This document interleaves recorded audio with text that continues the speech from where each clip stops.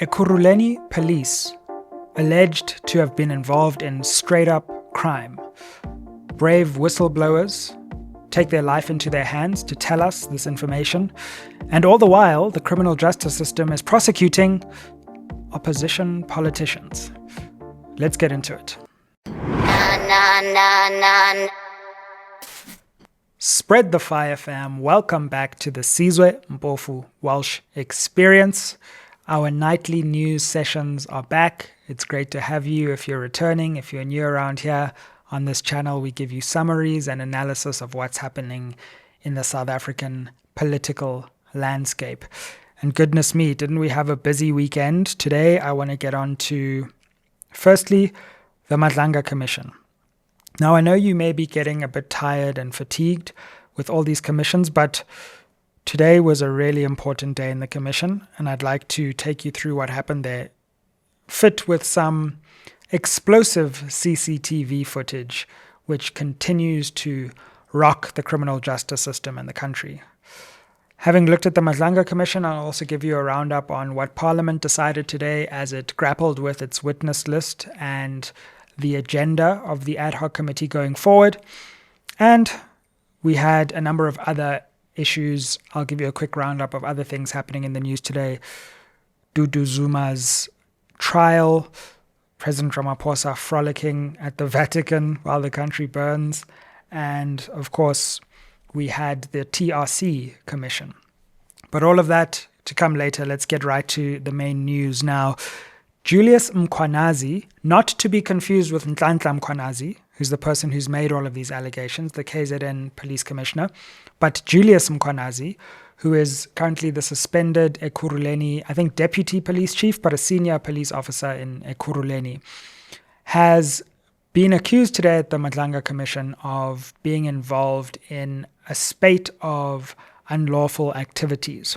But let me just give you context for who we're talking about here, because it's not Mkwanazi. Here's Julius Mkwanazi denying any involvement or any role in providing Cat Matlala of the so-called Big Five cartel, allegedly, with any blue lights. In other words, you know, those flashing lights that police get to drive with.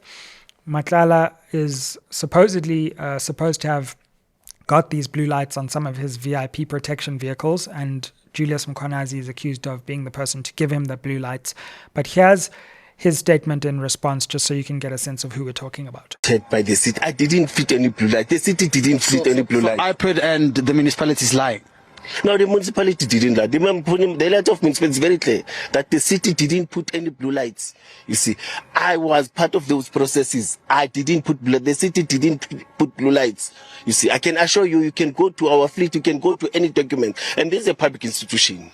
Anything that you do, any procurement that you touch, those funds belong to public. That documentation that must prove that. We said, come on, go and check the processes and the procedures of the city. Go to procurement and check. Go to fleet and check. There are no blue lights that were put in the police. That story comes from within. Now, Julius Mkwanazi is under the heavy mantle of scrutiny because a number of senior Ekurhuleni officials have gone to the Madlanga Commission to deny this. And it gets much deeper than just blue lights, because as you'll see today, it's about the Ekurhuleni police not just facilitating blue lights for some VIP vehicles, but actually being directly involved in criminality. It's almost as if the question is slowly moving from, are the police helping criminal syndicates, to, are the police actually part of the syndicate itself? It's that scary, fam. Now, let's speak about what has happened so far, because today we had testimony from a retired Ekurhuleni deputy police chief for logistical support, a certain Revo Spies. And he says that not only were these blue lights provided through a series of memoranda that Julius Mkwanazi signed off on or approved, but in actual fact it goes deeper. And he showed us some explosive CCTV footage of what he alleged were crime scenes in which the Ekurhuleni police were involved. Now, the one he showed us is what he alleges is a copper cable theft But bizarrely, it seems that the Ekurhuleni police, or some members of the Ekurhuleni police, are actually involved in this operation. And CCTV footage shows that. Don't take it from me. Let's have a look at what was made public at the Madlanga Commission today with the apparent involvement of Ekurhuleni police at what subsequently became a crime scene involving copper cable theft. She asked where's the warehouse, and then the person showed her towards where the warehouse is.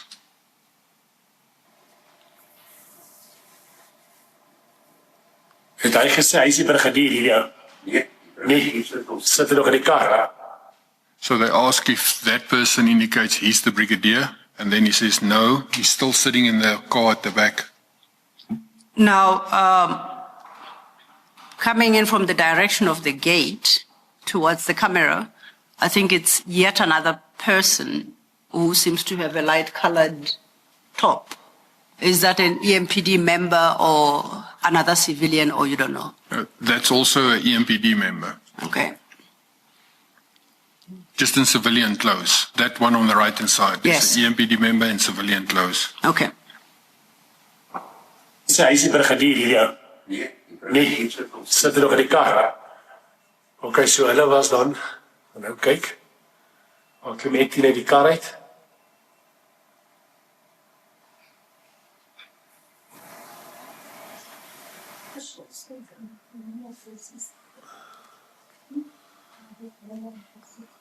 Hoe lank het jy al daar gestaan?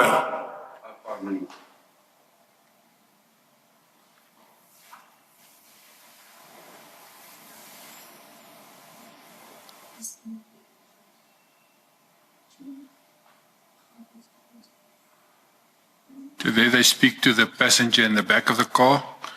So Kershaw went to the passenger door at the back and she opened it, and the driver in the orange shirt, he climbed out and opened the door for her. And now Kershaw is speaking to the person in the back of the car, which when he climbs out, we can immediately recognize him, but it's Brigadier Mkwanazi. Now, the driver in the orange top that you just referenced, He's also a member. also a member of the MPD, thank you. And have you been able to identify this vehicle who it's allocated to? The vehicle is also it's allocated to the specialized services, but we can identify them. Who the driver was? Yes. So, sure, you just get more and more shocked as the story unfolds. So according to Spies, and these are still allegations, of course, Julius Mkwanazi must come and give his version. And I guess there's a lot that we would still need to know from the CCTV footage. So all those caveats entered, Spies is alleging that not only are Ekurhuleni police officials involved at this scene, but Julius Mkwanazi is the person who gets out of that car, as presumably this copper cable theft continues afterwards. So now we have a situation in which it appears that not only was assistance being given to Cat Matlala's VIP protection unit, but that the Ekurhuleni police were involved in actual crime scenes themselves, which is extremely worrying. And unfortunately, the CCTV footage wasn't the only allegation. There was allegation of a murder scene being covered up, allegations of a separate truck seizure where stuff that was in the truck was then sold back to the truck owner after extortion, allegations of 45 million rands in a separate crime of precious stones being stolen, and allegations of kidnapping. This is all to do with the police themselves. What happens when the law enforcement that's supposed to protect us becomes part of the very criminality which they are supposed to fend off? That seems to be the question that's emerging here. And throughout all of this, Spies says that cases were opened with IPID, this body that has been set up to investigate wrongdoing in the police, and guess what? Nothing has happened so far, and this is a running theme. There are bodies set up to look at this kind of thing. IPID is one of them. And it just looks like IPID is a particular institution that is letting South Africans down, that is betraying South Africans, because it's supposed to be a check on police power, but in actual fact it seems to be turning a blind eye. We know with high-level political cases, right from Phala Phala downwards, IPID is just nowhere to be found. And again, with these Ekurhuleni allegations, it seems that no further steps have really been taken. This is serious because last week we heard from, high-ranking figures in Ekurhuleni who also said that, I believe this was the police chief in Ekurhuleni, Mr. Mapiyeye, last week, saying he actually was threatened, and we get talk of threats to these senior police commissioners who say, if you do hold these people to account, if there is disciplinary action, then hitmen are going to be turned on you. And in actual fact, the person who provided the CCTV footage that you've just watched and that has now just been made available to the whole of South Africa through the Madlanga Commission, Mr. Spies says that he was actually murdered. So the stakes are extremely high, and we can't turn a blind eye to the way that these allegations really implicate some serious and worrying forces in our society. And the way that contract killing is used to silence people who are involved in these investigations. And it's on all sides, because last week we heard Andrea Johnson, the head of IDAC, talking about the threats that she has received. So it's clear that criminal justice and law enforcement officials are living in fear of their lives on all fronts, which is a real shocking state of affairs. It leads me to the conclusion that criminal justice is crumbling in South Africa. It's kind of the same as the general crumbling of governance in the country as a whole. The same way we have potholes on the roads, the same way electricity doesn't always flow to your plugs, the same way water infrastructure is crumbling, that's the same way policing is crumbling. And I'm afraid to say ANC governance has destroyed policing in our country. That's the picture that is emerging, that chronic neglect, a chronic lack of governance has created this vacuum of impunity where criminals have more control over the police than political officers seem to have in many key instances in this commission. Now, we heard more about how there were these memoranda signed with Cat Matlala's VIP protection service. Apparently at some point it was considered they would even be protecting and guarding the mayor. I mean, imagine that. You have the police outsourcing the function to protect senior officials to private interests who end up at least being involved in criminal allegations. Isn't that a dangerous precedent to set? It speaks to the wider privatization of South Africa's criminal justice system. When the state can't execute its public duties, private actors step in. But the problem with that is that they're subject to absolutely no democratic control, absolutely no public accountability, and they are not subject to the same law and legislation, despite having the same amount of power, if not more power, over people's lives, over people's safety. And that's a situation which basically means that you have a tyranny of private interests. And if they overstep the bounds, if they do something wrong, the public has very, very little recourse over them. So we're witnessing a complete outsourcing, in many ways, of the policing function to unaccountable private interests. And we do need to ask, in terms of political leadership in Ekurhuleni, we've got a coalition there. It's an ANC, EFF, and other party coalitions. What are they doing to establish accountability? We've got a mayor, Nkosipindile Xhagaza, from the ANC, Sizakele Masuku in the public safety portfolio there. What have they done? What are they doing? Previous mayors, the AIC mayor, you'll remember in the coalition before this one where parties collaborated to put a minority government in the mayorship. Sivuyile Ngodwana, what happened there? ANC was still in public safety. The previous situation was a DA-run coalition, and this is actually when these memoranda with Cat Matlala's company were signed, it would appear, because the DA governed between November 2021 and March 2023. So under Tanya Campbell, what was done? And I believe Action SA at some point had held public safety positions there. And then, of course, before that, we had Nzwandile Masina and the ANC again. So really, the ANC has been in control of Ekurhuleni for a long time, but also the DA.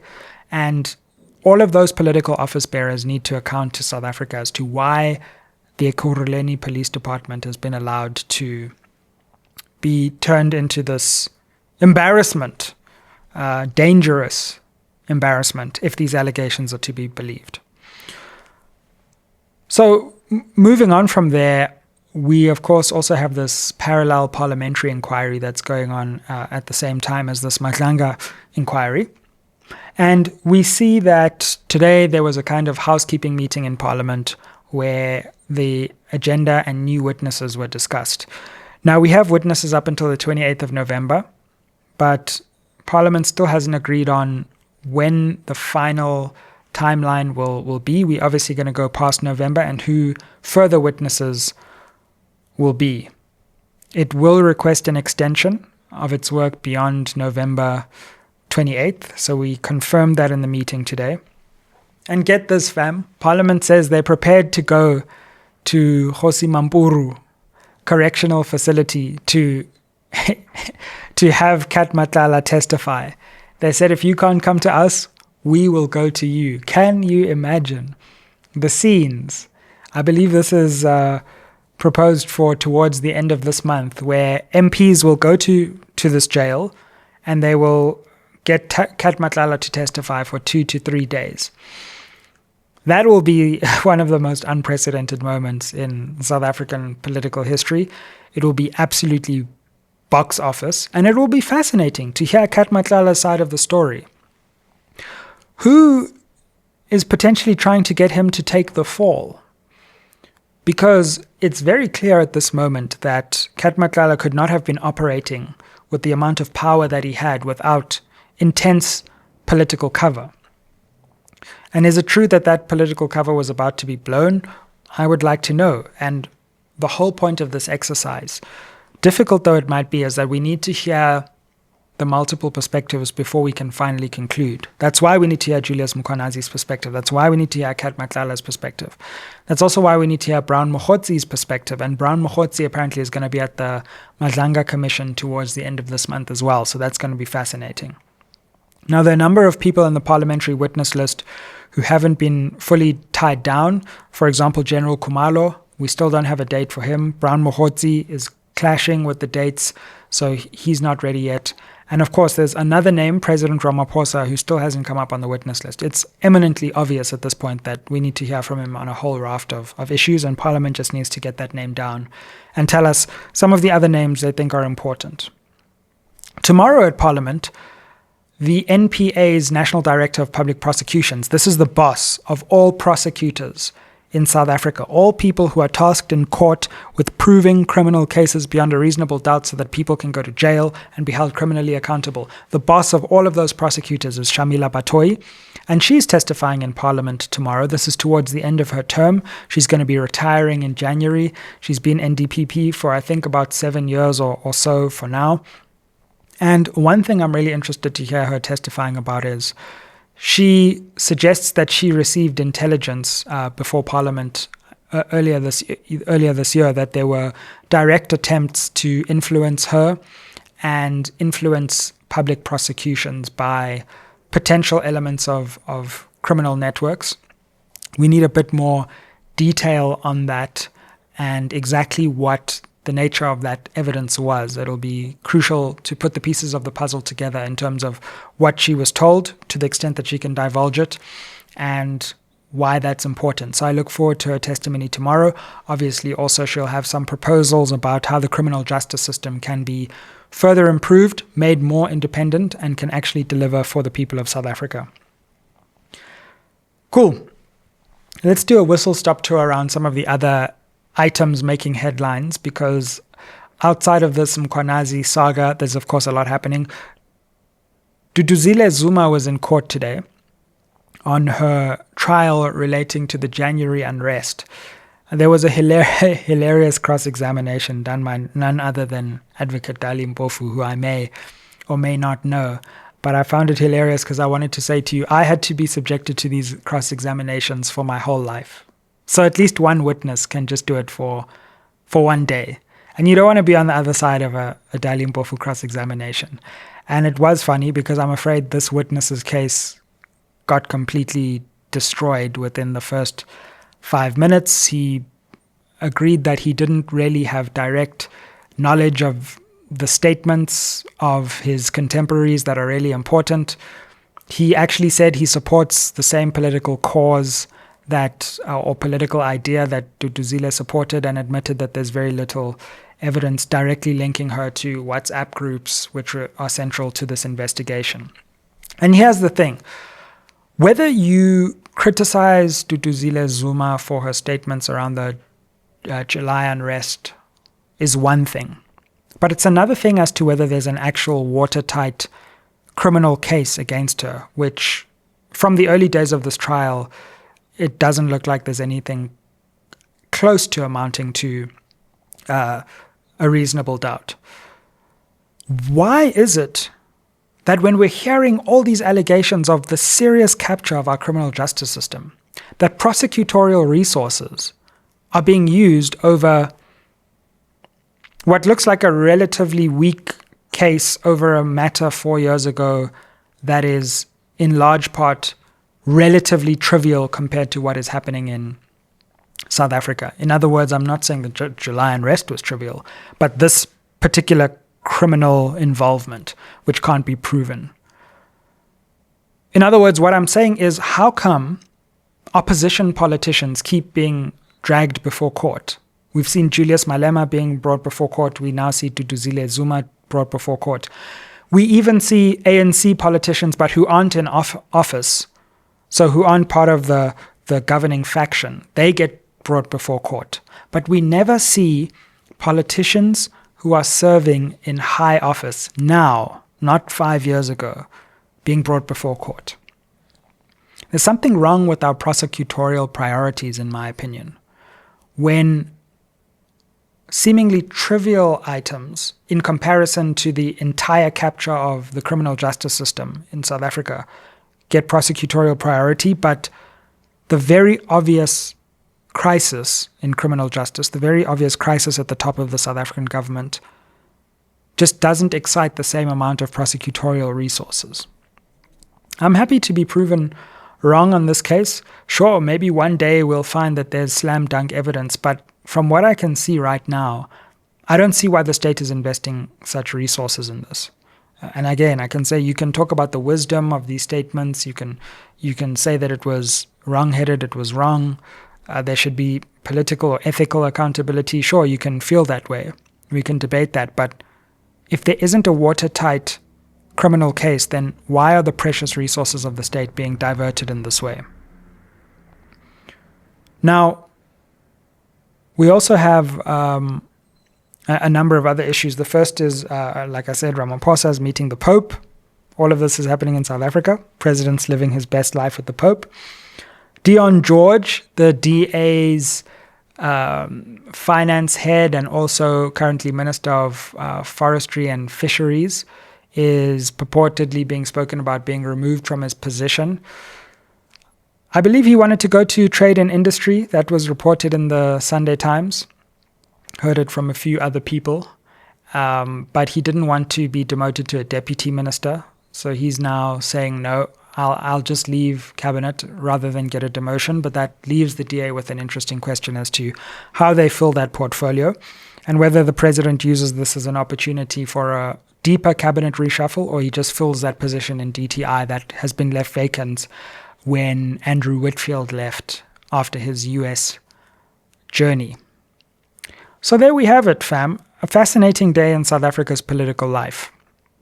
We have serious allegations emerging here. It's not just about blue lights, it's about the way that entire police departments can serve the agenda of possible criminal elements. Meanwhile, it appears that our law enforcement is either unwilling or unable to really get to grips with the issues of the day. They are very good at fighting yesterday's war, very good at fighting past battles, but when it comes to those who are powerful, who hold and wield state power, which is really the test of the rule of law.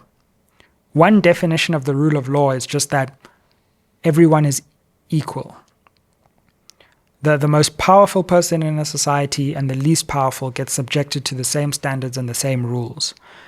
But if you can elevate yourself to a position of power where the criminal justice system thinks it's too inconvenient to gun for you, then do you really have a system of rule of law? Or do you have rule of law for some and the rule of power for others? That's the question which I leave you with today, fam. Like, share, subscribe. Help us get to 400,000 subscribers. Make sure you keep it locked on SMWX. Use hashtag SMWX on social media with your thoughts. Let's debate down in the comments. Remember, this is a platform for conversation. I try to summarize and analyze and inform you, but it doesn't mean that you have to agree with everything I say. Do you have an opposing opinion? Feel free to share that down below. We've got some really cool conversations coming up for you as the week unfolds. Check out a lot of our live streams that we released today. Check out a cool conversation on climate justice with the COP30 summit coming up, which was just released today with the Institute for Economic Justice. Also going to be speaking to mining-affected communities over a purported departure of Anglo from South Africa and what that means for mining communities and why government isn't doing more to protect that asset and those investments in South Africa. And much more in terms of analysis also coming up for you in the week to follow. Also, if you're a Liverpool fan, I stand in solidarity with you as we were again beaten 3-0 by Man City. My Manchester United fans and friends are living their best lives, sending me all kinds of memes. And I just want you to know that when Liverpool recovers and bounces back, the memes will be coming your way. Fam, see you on the next one. Aye.